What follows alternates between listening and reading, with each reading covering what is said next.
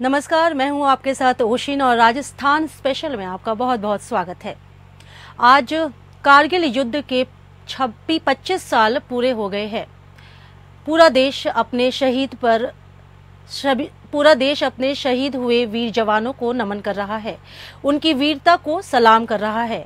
आज मुख्यमंत्री भजनलाल शर्मा ने कारगिल विजय दिवस के अवसर पर अमर जवान ज्योति पर पुष्प चक्र अर्पित कर श्रद्धांजलि अर्पित की और वीरांगनाओं को शॉल और श्रीफल देकर प्रणाम किया।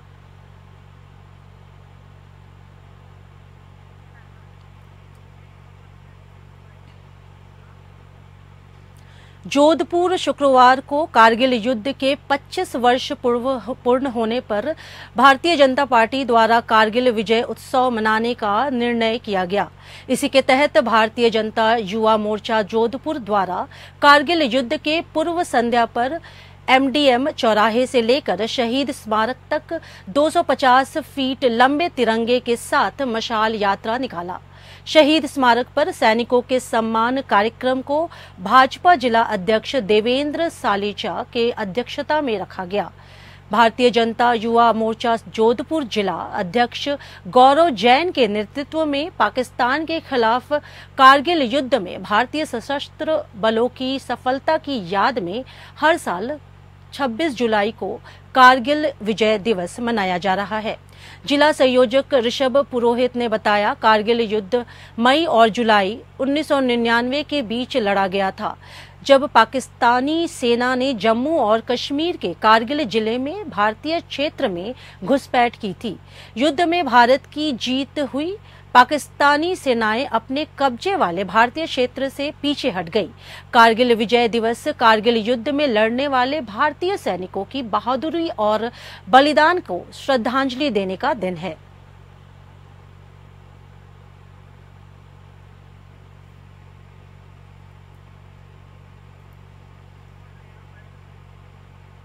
ये गर्व का विषय है कि आज विजय कारगिल दिवस के रूप में, पूर्व संध्या के रूप में आज ये हर्षोल्लास का माहौल है कि 1999 के अंदर जो ये युद्ध हुआ था उसमें भारत ने विजयश्री हासिल की थी। उसके उपलक्ष्य में आज भारतीय जनता युवा मोर्चा जोधपुर शहर द्वारा आज विशाल जुलूस के रूप में, जैसे आप देख सकते हैं, 200 फीट लंबा झंडा, तिरंगा झंडा, उसके बाद में मशाल जुलूस, फिर सैनिक सम्मान कार्यक्रम, उसके पश्चात दीप प्रज्वलन कार्यक्रम यहाँ रखा गया है।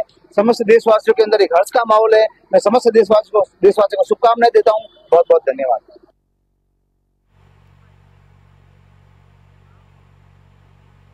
उप मुख्यमंत्री दिया कुमारी की अध्यक्षता में प्रमुख शासन सचिव संस्कृति और पुरातत्व विभाग गायत्री राठौर की उपस्थिति में गुरुवार को शासन सचिवालय में बजट घोषणा और परिवर्तित बजट वर्ष 2024-25 में की गई बजट घोषणाओं की क्रियान्विति के संबंध में बैठक आयोजित की गई। बैठक में उप मुख्यमंत्री दिया कुमारी ने पुरातत्व विभाग से संबंधित बजट घोषणाओं को समय पर पूर्ण करने के निर्देश दिए। उन्होंने कहा कि पुरातत्व और धार्मिक स्थानों को सुनियोजित विकास कार्य किया जाना सुनिश्चित किया जाए। उन्होंने अधिकारियों को बजट घोषणाओं की क्रियान्विति के लिए विस्तृत प्रोजेक्ट रिपोर्ट बनाकर शीघ्र प्रस्तुत करने के निर्देश दिए।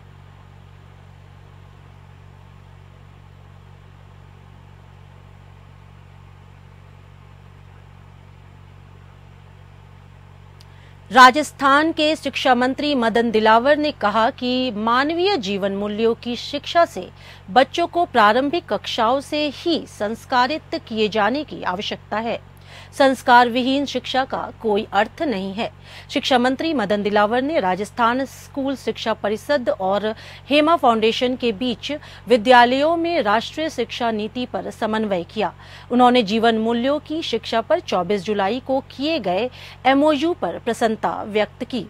मदन दिलावर ने हेमा फाउंडेशन के chairman and managing trustee Mahendra Kabra से आगामी कार्य योजना पर विस्तृत चर्चा करते हुए संस्था द्वारा निर्मित मानवीय मूल्यों पर आधारित लघु फिल्मों के अंश देखे और कहा कि लघु फिल्मों में सशक्त एवं सार्थक संदेश प्रदान किया गया है, जो बच्चों के दिल एवं दिमाग में विशिष्ट विषयों को पहचानने में प्रभावशाली होंगे।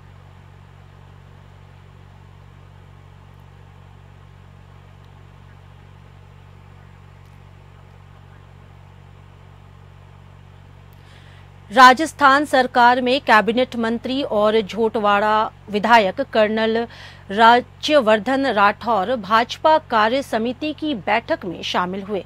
इस दौरान उन्होंने कार्यकर्ताओं को संबोधित करते हुए कहा कि जल्द ही राजस्थान बिजली के क्षेत्र में आत्मनिर्भर राज्य बन जाएगा।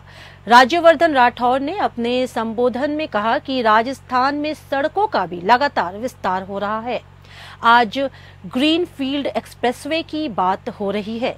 राजस्थान सरकार के नेतृत्व में हर विधानसभा में सड़कों के निर्माण का कार्य आरंभ हो चुका है।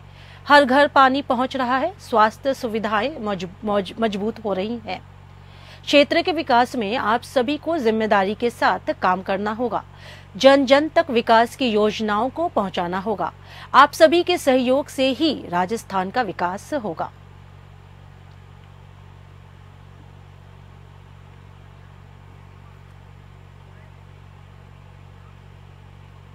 सचिन पायलट ने एनएसयूआई के नवनियुक्त प्रदेश अध्यक्ष विनोद झाखड़ के पदभार ग्रहण समारोह में मुख्य अतिथि के तौर पर शिरकत की।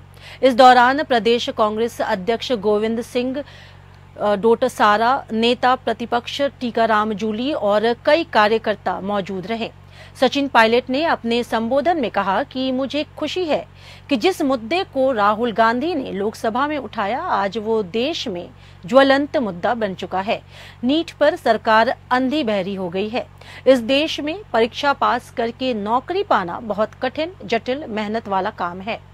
जब एक छात्र परीक्षा की तैयारी करता है तो पूरा परिवार भी उनके साथ मेहनत करता है।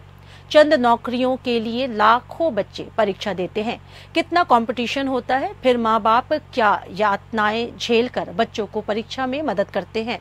उसके बाद जब देश में ऐसा कांड होता है तो सरकार के पास इस मुद्दे पर कोई जवाब नहीं होता है। पर्दे के पीछे बैठे लोगों को पकड़ने की जरूरत है। हम सभी को इस बारे में जवाब तलाशना चाहिए कि यह पेपर लीक कैसे होते हैं।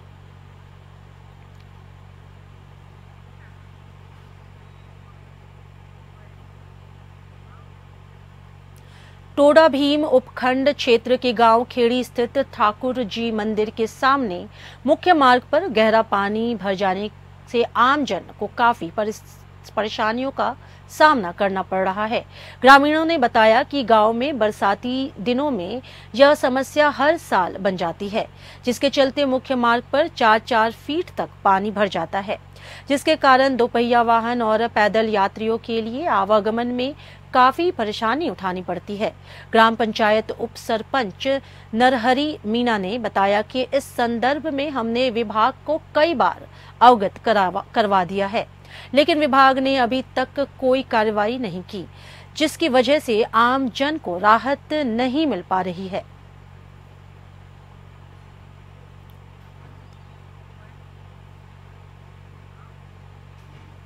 हनुमानगढ़ में पिछले 3 वर्षों से कछुआ चाल से फुट ओवर ब्रिज के निर्माण कार्य चल रहा है। इस संबंध में स्वदेशी जागरण मंच के जिला संयोजक विजय कौशिक के नेतृत्व में डीआरएम के नाम ज्ञापन संदेश स्टेशन अधीक्षक जगत नारायण चौधरी को दिया गया। ज्ञापन के माध्यम से मांग की गई कि नगर परिषद ने 3 वर्ष पूर्व 3.25 करोड़ रुपए रेल खाते में जमा करा दिए थे, लेकिन ठेकेदारों की लेट लतीफी और रेलवे अधिकारियों की लापरवाही के कारण फुट ओवर ब्रिज का निर्माण कार्य बंद पड़ा हुआ है।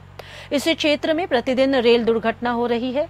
करीब 1.5 महीने पहले डीआरएम को भी ज्ञापन दिया था और रेल अधिकारियों को भी उन मांगों के संबंध में हर महीने मिलते ज्ञापन भी दिए जाते हैं। दूसरी मांग सेकंड विंडो पर टिकट की बिक्री शून्य है, क्योंकि पब्लिक के आने के सारे रास्ते बंद हैं। इसलिए पुराने आरपीएफ थाने के पास दीवार तोड़कर मार्ग दिया जाए।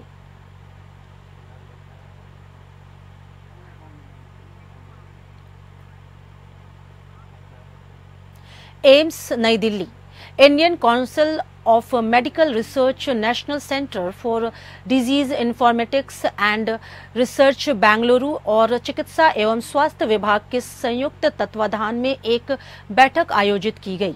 ये बैठक स्वास्थ्य भवन में राजकीय एवं निजी चिकित्सा संस्थानों में मृत्यु के कारणों का चिकित्सीय प्रमाण पत्र के सुदृढ़ीकरण विषय पर आयोजित की गई।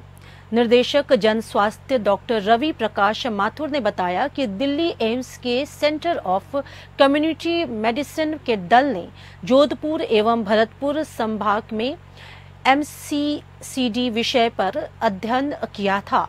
इसी अध्ययन के क्रम में MCD पर जानकारी, सर्टिफिकेशन की उपयोगिता एवं रिपोर्टिंग में सुधार के साथ साथ चिकित्सकों को क्षमतावर्धन से संबंधित विभिन्न बिंदुओं पर प्रेजेंटेशन के माध्यम से विस्तार से चर्चा की गई।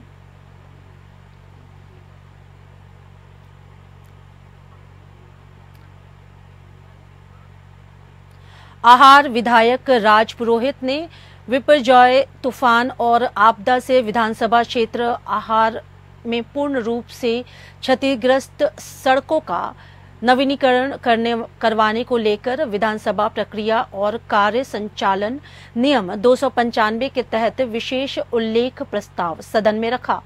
आहोर विधायक छगन सिंह राजपुरोहित ने विधानसभा कार्य संचालन और प्रक्रिया नियम 295 के तहत विशेष उल्लेख प्रस्ताव रखते हुए कहा कि विधानसभा क्षेत्र आहोर में गत वर्ष 2023 में भयंकर प्राकृतिक आपदा बिपरजॉय के वजह से विधानसभा क्षेत्र की कई सड़कें पूरे रूप से क्षतिग्रस्त होने से सड़कों पर राहगीरों और वाहनों के आवागमन में भारी परेशानी हो रही है।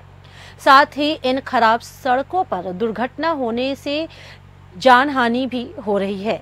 इस विषय को लेकर सदन का ध्यान आकर्षित करते विधानसभा अध्यक्ष के माध्यम से सरकार से अनुरोध किया है कि इसी वर्ष सड़कों का नवीनीकरण करवाना अति आवश्यक है। चूरू जिले के सुजानगढ़ में बिजली विभाग की टीम ने अशोक सर्किल स्थित BDS होटल में बिजली चोरी पकड़ी। विजिलेंस के AEN के पारिक ने बताया कि होटल संचालक द्वारा सामने लगे ट्रांसफार्मर में तार डालकर बिजली चोरी की घटना को अंजाम दिया गया। विभाग के कर्मियों ने बताया कि एक बार पहले भी टीम ने होटल में की जा रही चोरी को पकड़ा था। होटल के अंदर 11 एयर कंडीशनर चलाए जा रहे थे। NK पारिक ने बताया लगभग 8 लाख रुपए का जुर्माना होटल के संचालक पर लगाया गया है। इस दौरान AEN मीटर चूरू राकेश स्वामी, JEN अरुण मीणा सहित विभागीय कर्मचारी मौजूद रहे।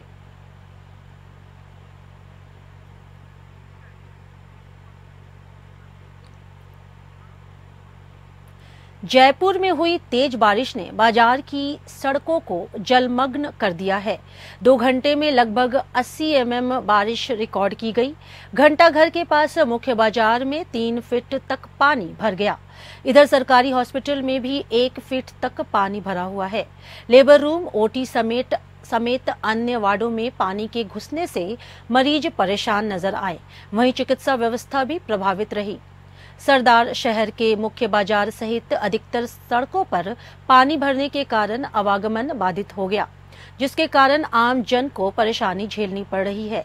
मुख्य बाजार से लेकर ताल मैदान और पींचा गेस्ट हाउस से लेकर राम मंदिर तक पानी भरा हुआ है।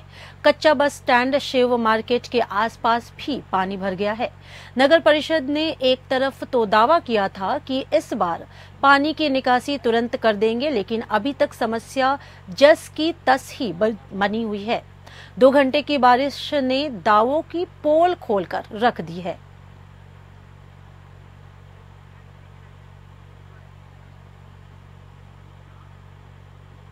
खबर हनुमानगढ़ से है, जहां उत्तर भारत के प्रसिद्ध गोगामेडी मेले की तैयारियों को लेकर जिला स्तरीय अधिकारियों की बैठक नोहर पंचायत समिति में जिला कलेक्टर कानाराम की अध्यक्षता में आयोजित हुई।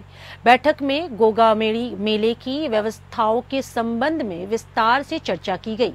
जिला कलेक्टर ने संबंधित विभागों के अधिकारियों को निर्देश दिए कि मेले की व्यवस्थाओं में किसी भी प्रकार की कोताही बर्दाश्त नहीं की जाएगी। कलेक्टर ने निर्देश दिए कि मेले में आने वाले श्रद्धालुओं को किसी भी प्रकार की असुविधाएं नहीं हो। सभी विभाग आपसी समन्वय से आने वाले श्रद्धालुओं को सुविधाएं मुहैया कराएं। जिला कलेक्टर ने कहा कि मेले में बिजली, पानी और चिकित्सा की सुविधाएं समय से पूर्व ही सुनिश्चित की जाए।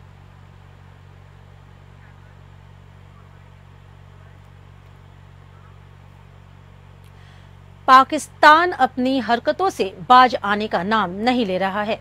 सर्च अभियान के दौरान सीमा सुरक्षा बल ने राजस्थान के अनूपगढ़ जिले में बॉर्डर के पास खेत से 4 किलो हेरोइन का पैकेट बरामद किया। पाकिस्तान से ड्रोन के जरिए हेरोइन गिराए जाने की आशंका जताई जा रही है। हेरोइन मिलने के बाद पुलिस और बीएसएफ ने बॉर्डर के क्षेत्र में सर्च अभियान चलाया। सुरक्षा एजेंसीज छानबीन में जुटी हुई है। बता दें कि इससे पहले रावला में कल ही 2 किलो हेरोइन बरामद हुई थी। ड्रोन से तस्करों को यह हेरोइन सीमा पार से भेजी जा रही है। श्रीगंगानगर और अनूपगढ़ जिले के बॉर्डर पर पिछले काफी समय से ड्रोन के द्वारा हेरोइन की तस्करी हो रही है। अनेक तस्कर पुलिस व बीएसएफ द्वारा पकड़े जा चुके हैं, परंतु तस्करों का यह अवैध धंधा थमने का नाम नहीं ले रहा।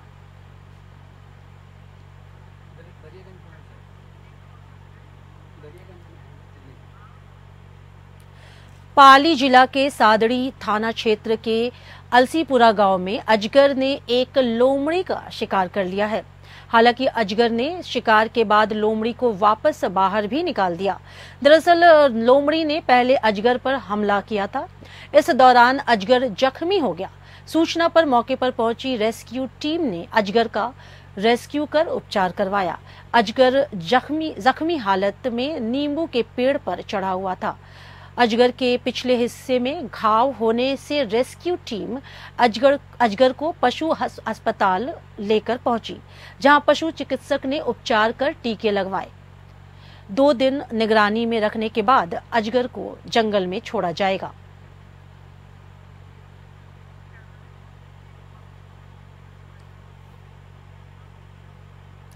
भरतपुर रेंज के डींग जिले में देर रात पुलिस और गौ तस्करों के बीच मुठभेड़ हो गई। मुठभेड़ में गौ तस्करों ने पुलिस पर फायरिंग कर दी। फायरिंग में एक युवक की मौत हो गई। पुलिस ने मौके से मृतक के साथी को गिरफ्तार कर गायों से भरी पिकअप बरामद भी की। फायरिंग में मारा गया युवक संदीप प्रजापति डी के सोनगांव का निवासी था और वो टेम्पो चला रहा था।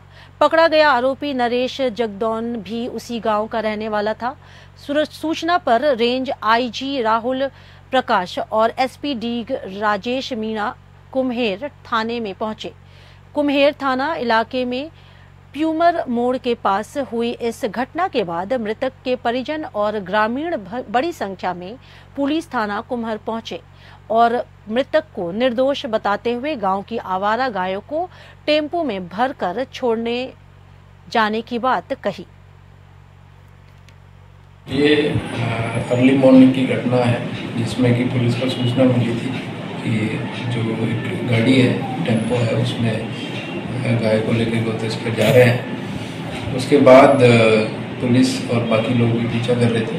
फिर पिचुमर गांव के पास में एक गाड़ी और खड़ी थी, पिकअप थी, जिसमें कि गाय भरने का वो था, और तो उसकी तरफ से पुलिस को बाकी चीज़ों को देख के जो टेम्पो है उसमें फायर हुआ, जिसमें जो टेम्पो चालक है उसको गोली लगी।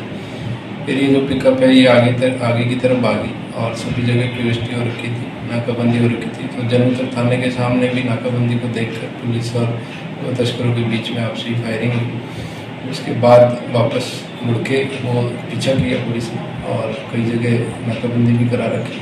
वो आगे की तरफ गए हैं, पुलिस और बाकी टीमें उसकी तलाश में लगी।